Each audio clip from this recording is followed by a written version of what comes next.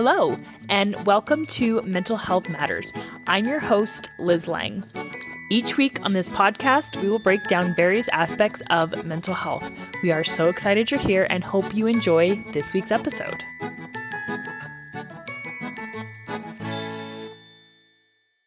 Hey guys, Liz Lang here with Jeremiah and Selina Woodruff from Core Connection. And this week we are going to get into how to maintain connection through conflict. And before we do that, I have this week's parenting moment, which is just a little lighthearted, something to kind of just get out of the norm a little bit, something fun.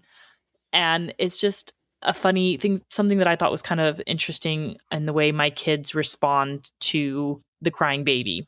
Right. And when the baby is upset or needs soothed. And of course, everybody wants to help, which is great. And I love it. And it's interesting the way the different way my kids respond. And so, my oldest, she's pretty good at, like she could physically pick her up and try to soothe her and bounce her and all that kind of stuff. And so my 9-year-old, she just tends to mimic me and use that that sympathetic voice. Oh, it's okay. And then there's my 6-year-old who goes, "Don't cry, you're cool. Don't cry, you're cool," and is convinced that it works. and the part of the reason why he's convinced is because as he's doing it is I'm actually soothing her. So he believes that him saying, "Don't cry, you're cool."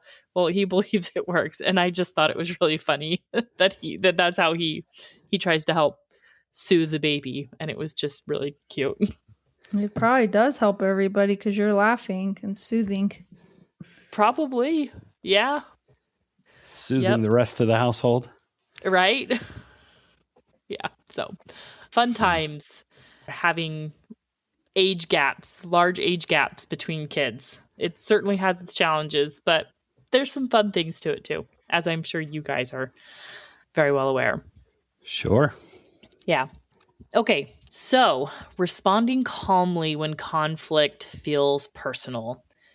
So I feel like conflict is just inherent in the teen experience. And we've talked about this a few times, that teens are going through this very normal developmental period in their lives where they are trying to gain autonomy from their parents. They're trying to figure out who they are. They're trying to figure out what they believe in. And it's all just very normal. And it's actually pretty exciting. But it's also very normal for teens to question what their parents believe. And, that can create some fears and, it doesn't necessarily have to. And it's almost certainly at some point inevitably going to cause conflict. Now, I've always liked to view conflict through a little bit of a different lens because most people, they equate conflict with negativity, when in reality, conflict doesn't have to always be negative. I think a lot of times conflict can be positive. And, conflict can be very simple. It can also be very large. So you can have a simple conflict of, "Hey, I want to do this for dinner tonight." "Well, I don't really want that. That doesn't sound good." Okay, now you're in conflict. But but it doesn't have to be this big fight. Now, I'm not saying that it doesn't devolve into that, and it certainly can and does sometimes. But, that's just a really good example of that's a conflict. And so, with teens, sometimes that conflict can get really big. Like maybe it's something like, "I want to quit this sport in the middle of the season." And you're like, "Well, no, that's not going to happen." And you have this big conflict over it. And so you have to come to a resolution. And so the point of what we're talking about today is, how do we maintain the connection through that? How do we turn this conflict from this negative, terrible, awful thing of, "Oh, I'm fighting with my teen again," to, how can I use this opportunity to connect with my teen? Even though it might be difficult in the moment, how can I eventually turn this into a good moment for connection? I think, like you said, it's important to realize that what can I do? You're not going to be able to control or change your child. So what can I do in this situation is a good way to come at it. I believe that it's your thoughts that you're thinking about the situation that's creating what you're experiencing. So if you don't like what you're experiencing in that moment or in this conflict, then you would look at your thoughts and you would examine what you're thinking, because that's what's affecting how you're feeling. You gave a perfect example of that. You don't like to think of conflict as a problem. And that is because you are changing your thoughts about the situation. So that creates a different feeling for you. I think along those same lines, Selena, is kind of your attitude towards teenagers anyway, right? We kind of have this negative view of, oh, being a parent of a teenager is so miserable and so hard. I disagree with that. I love being a parent of teenagers. I think there's a lot of fun that comes with it. I think it's an exciting time. And there's certainly some challenges along with it. But if we always view being a parent of a teenager as this miserable thing and they're so difficult, then kind of like Selena's saying, we may want to shift the way we're thinking about things internally, not just conflict, but being a parent of a teen in general. And that will help us quite a bit start to see things a little bit differently. And that doesn't mean that conflict's going to go away, because it'll be there. It's going to be there in all stages of parenting, not just teenagers. Conflict is going to be in every piece of our lives. It's going to be in our work. It's going to be in our social settings. It's going to be in our homes. It's going to be with romantic partners. Conflict is a part of life, and we need to learn to work through that. And as we go through these different things about managing connection through conflict today, we're going to learn kind of how to manage conflict just in general. We're going to be modeling this for our children. We're going to be kind of showing them the way this works, because guess what? They're going to deal with conflict as they get older, and they're going to need to learn to walk through conflicts with others in a healthy and positive way. And I think it's also important too to point out that, kind of what you said earlier of there's going to be difficult moments in parenting and in teen conflict.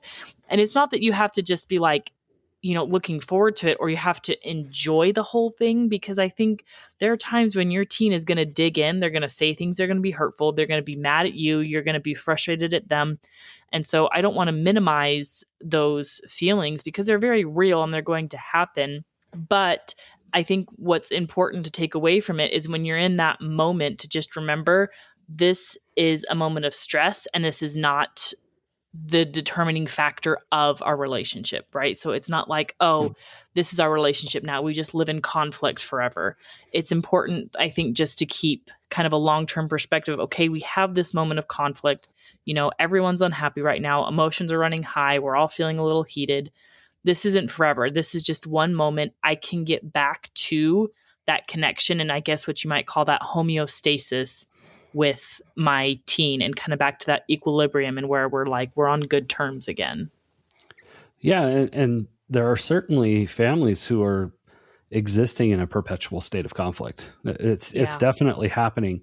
We're not going to get into that today, but there are ways that we can manage that and make shifts by, again, managing our thoughts about things and learning how to walk through conflict and find resolutions and solutions to life's challenges. But yeah, part of parenting, there's always going to be parts we don't like. That's just life, right? I don't really know anybody who likes to change dirty diapers either, but we sure love having those little babies, right?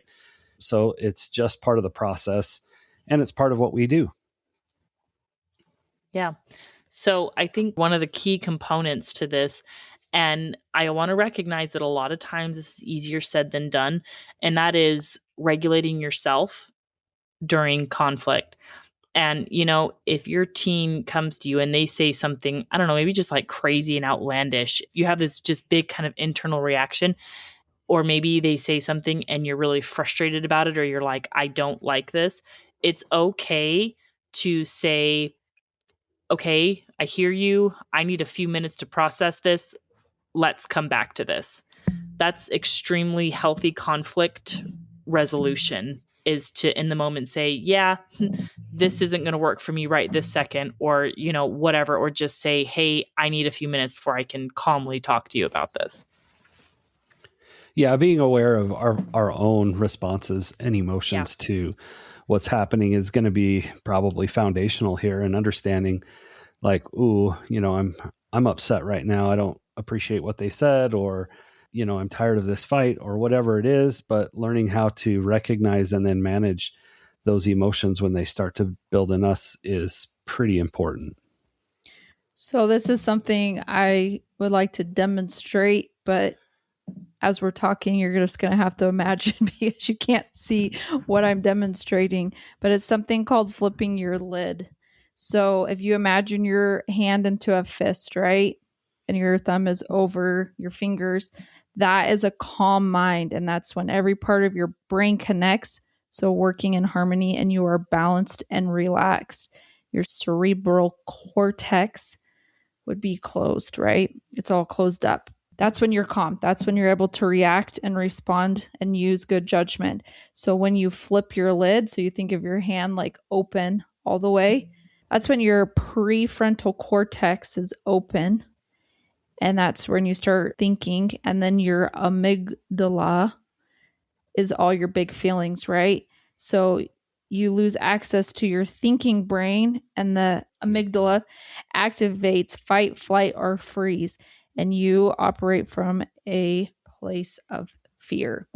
So when we're reacting, we're flipping our lid. And where are we making those choices? They're coming from our feelings. So it makes it really hard to actually make good choices. And we're making all of our decisions based on how we're feeling. And I appreciate Selina sharing that. And maybe to simplify it just a little bit is that when we are responding emotionally, when we get triggered, for lack of a better word, and we flip our lid, we no longer have access to the part of our brain that uses logic and reasoning. We are accessing kind of the primitive portion of the brain that is more responsible for emotions and things like that. So this is why we don't make good decisions when we're in an emotionally heightened state. And that's why we want to move back to calm, because when we're calm, that's where we can build the connection. We're never going to build connection when, as Selina put it, when we flip our lid. Mm-hmm. And we know from experience that when we flip our lid, what usually happens to the other person? They flip their lid. Yep. And then they're not making good choices and they're not able to access that part of their brain that they can think and reason. So some of the things that you can do, like you guys already talked about, is regulating your own emotions. But even just literally taking some time and pausing.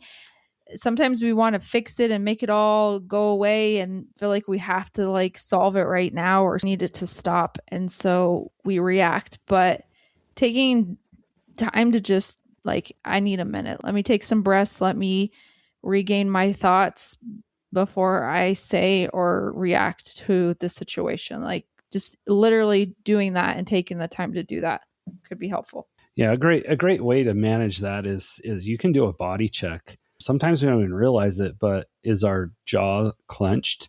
What are your shoulders like? Are they relaxed? Are they tense? What do your muscles feel like? You go head to toe, just do a body check. What's happening in my body right now? And just doing that check will allow us like, oh, relax my jaw, relax my shoulders, relax my face and my legs and my arms. Sometimes even your hands. Are you making fists with your hands? Are you ready to fight? Ooh, that's not a good place to be. You know, even law enforcement watches when they're in a heavy confrontation situation, they watch hands a lot.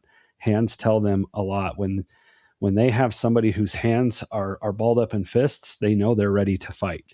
And so they can be prepared for that. And hopefully law enforcement is working to get them to relax their hands and relax themselves to manage the conflict. But the principle is the same here. And that's what we need to do as parents is we need to release from that fight stance, from that place where we flipped our lid, gain control, go back to our logical brain, and then engage in conversation and resolution. I also want to point out that I think at some point all parents are going to flip their lid, and I promise you haven't screwed up and done irreparable harm. You made a mistake, and you know what? It's okay, because darn it, those teenagers know how to push the buttons. And so if your teenager pushed your button and you flipped your lid, don't panic and feel like you failed as a parent. It just means you have an opportunity for repair, and you can go in and say, hey, I didn't handle that very well. Can we try this again?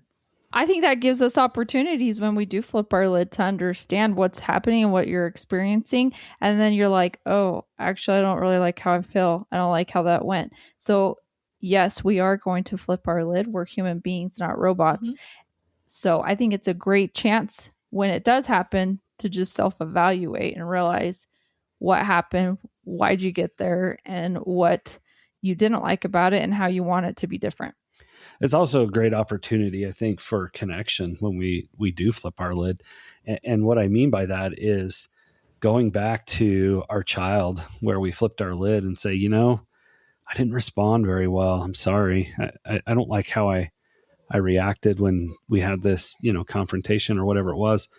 Can we start over and see if we can, find a solution to what's going on? Or just modeling good behavior for our children there, because they're not going to do it perfectly. We're not going to do it perfectly. And we want grace from them. They want grace from us. And as we do that, they're going to learn a little bit more about emotional regulation. They're going to learn a little bit more about how to manage situations when they didn't act the way maybe they hoped they had. So it's always a good learning experience, because you're right. We're going to mess up. We're going to flip our lid. Yeah, modeling that repair piece, that repair component of any relationship is so good for teens to see. And this can even extend into your parent relationship, right? So your relationship with your spouse. Now, in terms of, conflict resolution, I think it's actually good for kids to see parents doing conflict resolution. I think that's really valuable. So, and now obviously it's going to depend on the conflict, right? If it's like this major family decision, like, hey, should we move to another state? Maybe that's not a conflict your kids need to see you resolve. That's probably something that needs to be resolved between, mom and dad. Or like, obviously, if it's a really big conflict, then sure. But if it's just like small things, minor things, I think it's so helpful for teens to see parents modeling good conflict resolution, because conflict often happens in the moment. Like, hey, you did this and we're like, or I don't know, maybe mom comes to dad and says, well, hey, what's going on? Why did you do this? Well, now you're having a conflict, and you know what? That's life and that's normal. And I think it's good for kids to see parents resolve that if you can do it in a regulated manner. I don't think it's necessarily helpful for kids to see mom and dad screaming and fighting at each other. I don't think that's necessarily a good thing. But anytime you can model good conflict resolution in front of your kids, I say do it. Yeah, when it makes sense, for sure. Yeah.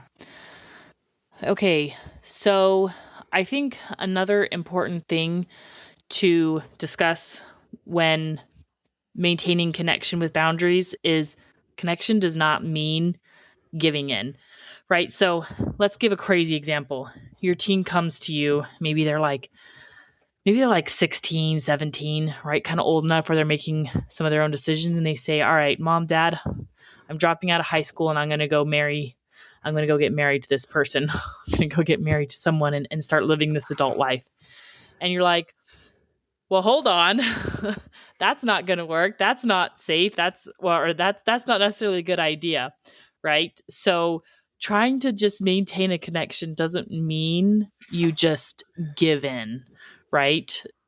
Connection still does involve holding to that boundary and saying, well, you are not an adult, and so I am not going to allow you to make this adult choice that can impact the rest of your life. Yeah, and that's where it does get hard. And we certainly will never advocate for just giving in to your children. That's not good parenting at all, right? Yeah. Okay, so quick pause for our listeners. Dad started work again today, so there is going to be a cute little baby joining us on the podcast. So the noises you are hearing is my cute little 3-month-old daughter. So, okay, Selina, continue. We were talking about staying connected while holding boundaries. Yes. Right? Yeah. Maybe just some real life examples that I can just tell you of things you can say that can help still hold your boundary but not give in. So something like, I hear how frustrated you are, and the answer is still no. Mm-hmm. We can talk about your feelings, but yelling isn't okay. I love you too much to argue like this. Those are all real life examples of things that we can say.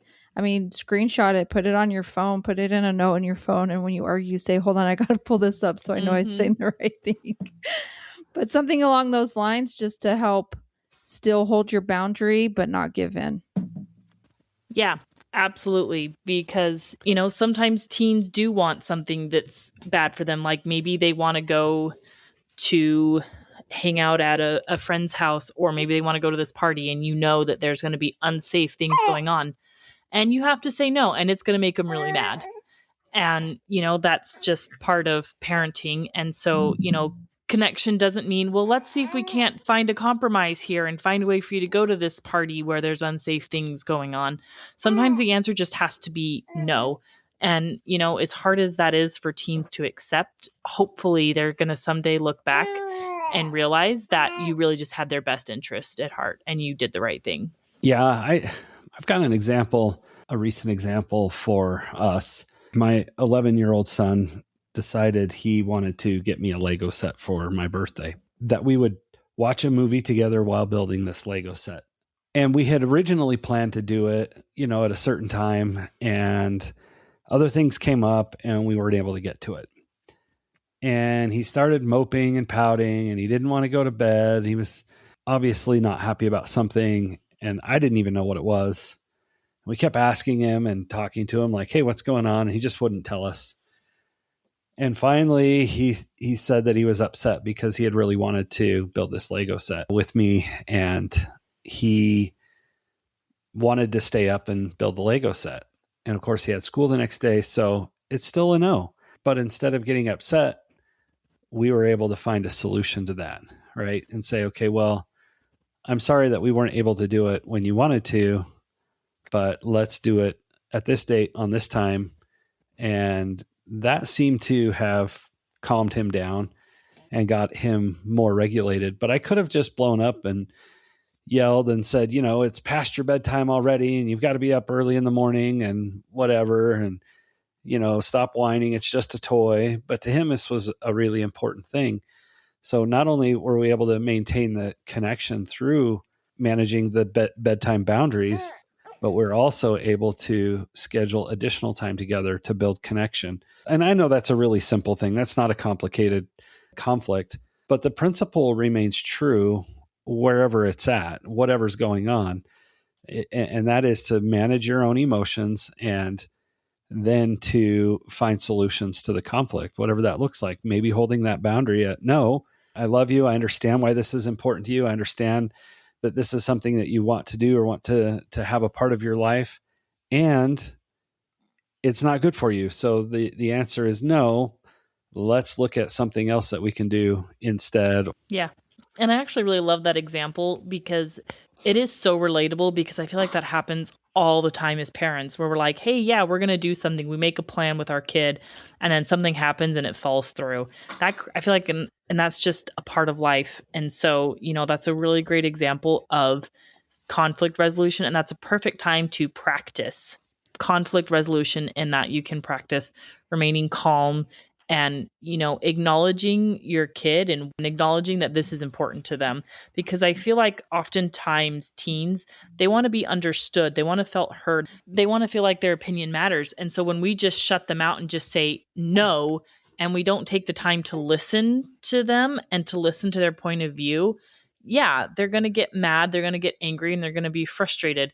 And so I feel like, conflict resolution, or at least maintaining the connection through conflict, such a large part of it is understanding their point of view, understanding where your teen is coming from, and, at least empathizing or sympathizing with them, even if the answer does have to be no.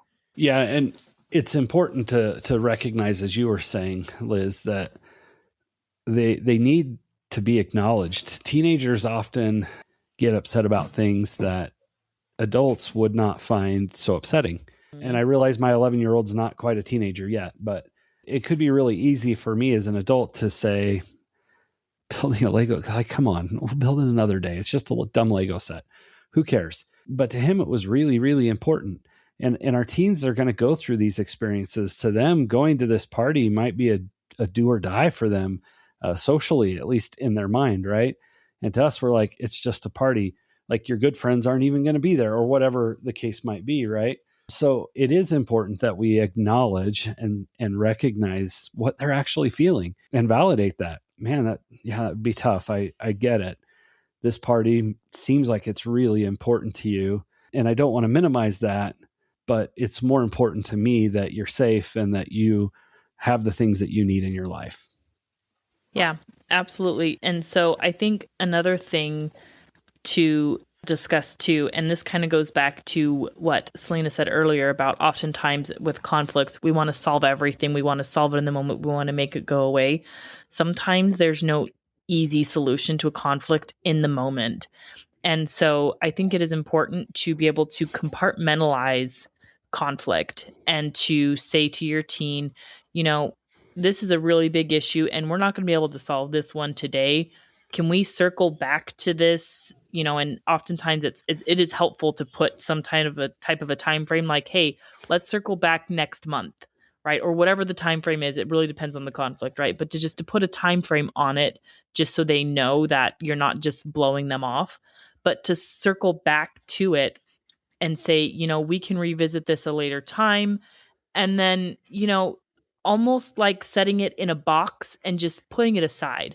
And it's not that you can never take it out of the box, but you're just putting it aside so that you can go back to regular life and you can go back to having a good relationship, having that good connection.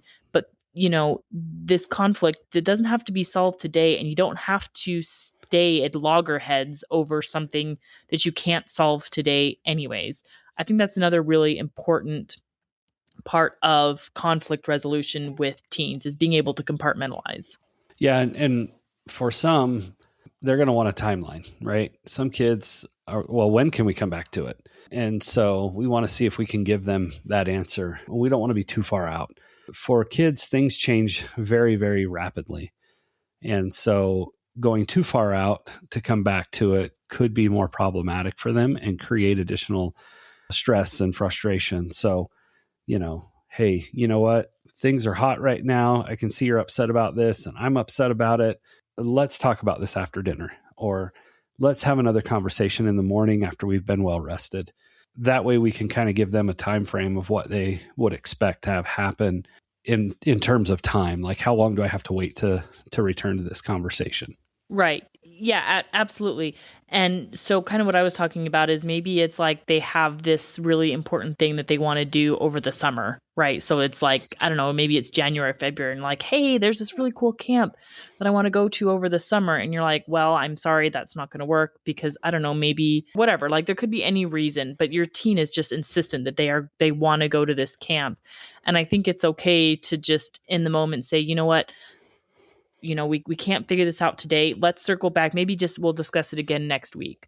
Right. But, you know, I think picking your timing or right. Or, and oftentimes too, to go back to what you were saying, Jeremiah, is that, yeah, sometimes your teen might come to you and you're in the middle of, maybe you're in the middle of cooking dinner or you're in the middle of a conversation with somebody else and they're like, hey, this is going on. And you're like, okay, and I don't know, the world is ending and they need something solved right now, because they want to go do something and you're like, you know what, this time doesn't work for me, I'm in the middle of something, we've got to circle back to this. I see it's important to you, but I can't have this discussion with you right now because I'm doing this. Also great modeling in terms of just conflict resolution for teens. Yeah, I understand what you're saying, Liz, and you're right. It depends on what we're talking about in conflict and how much time lapse needs to be there.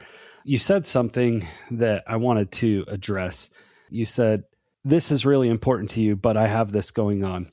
When we say something like that, it kind of negates their feelings.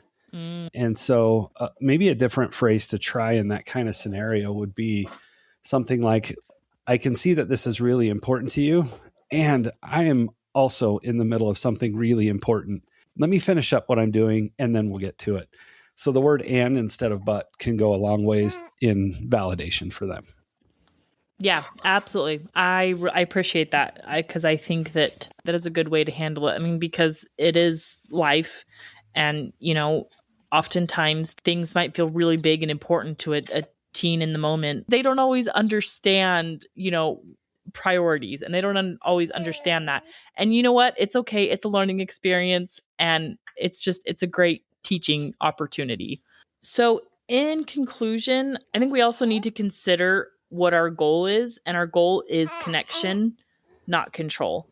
So wherever possible, I think we need to try to give our teens control and let them make decisions, right? Let them make the decisions that they can, almost like picking your battles in terms of conflict resolution. I think sometimes you need to ask yourself, is this conflict really going to be worth it? Or is this something that I can let slide? Because again, your overall goal is connection. And obviously, that's not always like the answer isn't always going to be able to be, yeah, I can let this one go. Sometimes you do have to put your foot down. I recognize that. Yeah, I love that. And, I guess the way I see it is what we're talking about here is not trying to win or lose the battle, right? We're trying to win connection. It's not about if we win or lose or they win or lose. There's no scoreboard here, but there is a scoreboard of connection. And when the connection fails, the relationship fails. And so that's the ultimate goal. It's not about whatever is going on with the conflict. It's about whether or not we're maintaining connection. Yes, we've got to do our duty as parents.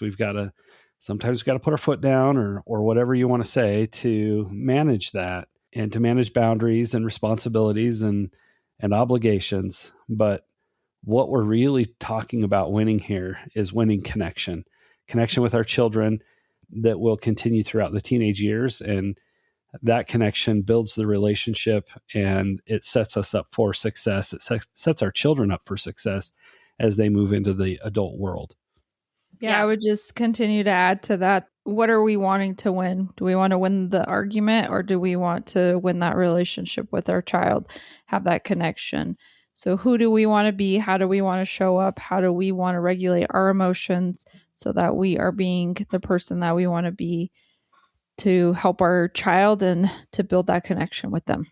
And I also want to acknowledge that it can be scary when your kid maybe comes to you and they're formulating their own idea and you're like, wait a minute, no, that's like the opposite of what I've taught you your whole life. This goes against our value system here as a family, the values that we've created as a family. That can be scary. And that can be a really scary conflict. And I think it's very normal as parents to want to regain control. And as human beings, we love control. And so, it's okay to acknowledge that and to feel those emotions. But if you can consider your long-term goal or the long-term aspect of this relationship and think, okay, I have an opportunity here to either show my teen that I value them, that I value their opinion, and I value who they are as a person, and that they're developing their own ideas, or I can just shut them down and say, nope, we don't think like that. Right. And I know that's an extreme. I mean, I think most parents aren't going to, quite look at it in that extreme, but, it's just important to kind of check your gut reaction when your kid comes to you with what you might think is some crazy harebrained scheme. It's actually really important to them and it matters. And the way you respond can go a long ways in terms of helping or hurting the relationship. Okay. So next week, we are going to get into developing confidence in teen body image, and we will see you all then. Have a question? How about a topic you'd like us to cover? Send us an email at mentalhealthpod21@gmail.com.